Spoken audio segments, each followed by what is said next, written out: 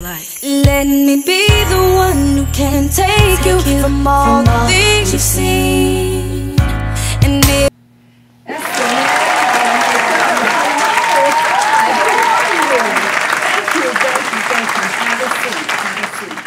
Thanks for joining us. As you can see, I have an empty seat here. Our guest, Nadira Habibullah, is unable to join us. Today was going to be part 2 of our discussion, Common Misconceptions About Marriage. Our guest, Nadira Habibullah, is unable to join us today. So what I'd like to do is postpone part 2, part 2 of our discussion of common misconceptions about marriage, until next week when our guest is able to join us, and we'll follow that up. Now keep in mind, this is a 3-part series, so we're going to have part 2 and part 3. So God willing, inshallah, we'll take up part 2 next week. For today, you just have me. Voila. So let me have a seat. We're talking about marriage prep. You know, in life, we prepare for a lot of things, but marriage is not one of them. I guess we think that we should automatically know how to have a loving, happy, successful marriage, or that it'll just come to us intuitively, or whatever. I don't know. And you know, people often say, yeah, I want to get married, but I'm looking for that right person. Well, marriage is more than finding the right person. It is being the right person. And so that's why I want us to do some self-reflection. I mean, really, really, really, really seriously reflect on ourselves, who we are, what we stand for, what we're about, what we want out of life, what we like. To help you get started with this self-reflection process, I have a couple of questions. Now, these questions by no means are exclusive.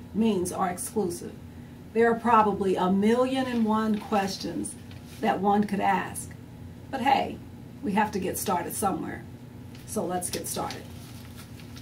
The first question that I'd like you to ask and answer, yes, I mean seriously, sit down with a piece of paper and pen or at your computer, ask these questions and write them out or type them out and answer them. I mean, I know you hear people say, girl, it's okay to talk to yourself, but answering yourself is a different story. No, in this case, I want you to really ask these questions and answer them.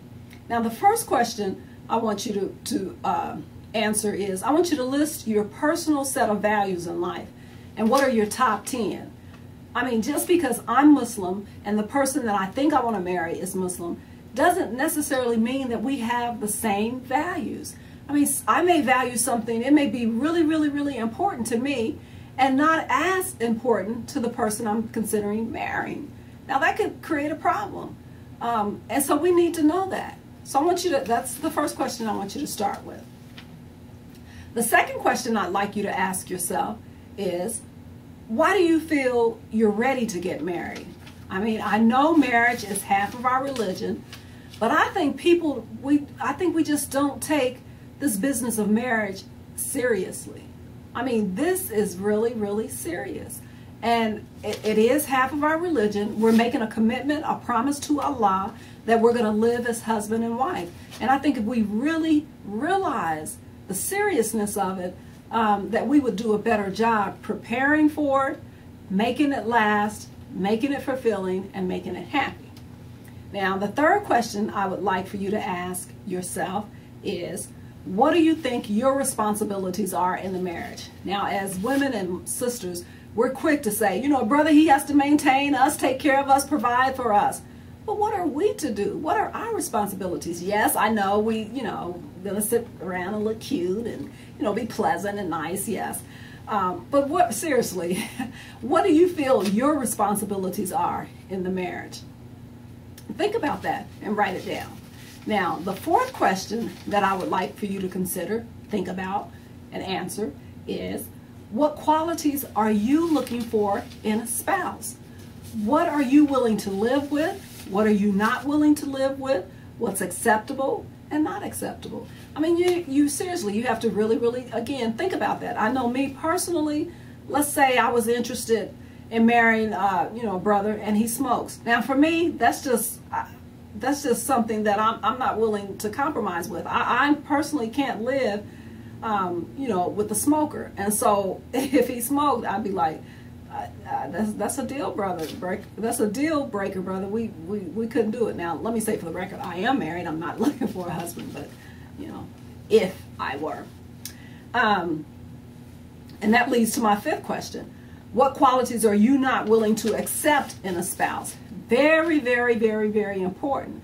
Because again, I'm a firm believer in Allah gives us signs, we choose to ignore them, or either we think that, you know what, well, it's okay, and I really don't like that, and I can't be bothered with it, but I'm going to change that brother or that sister. Ain't happening. It's not happening. And then, like I said, these are just some questions to get you started.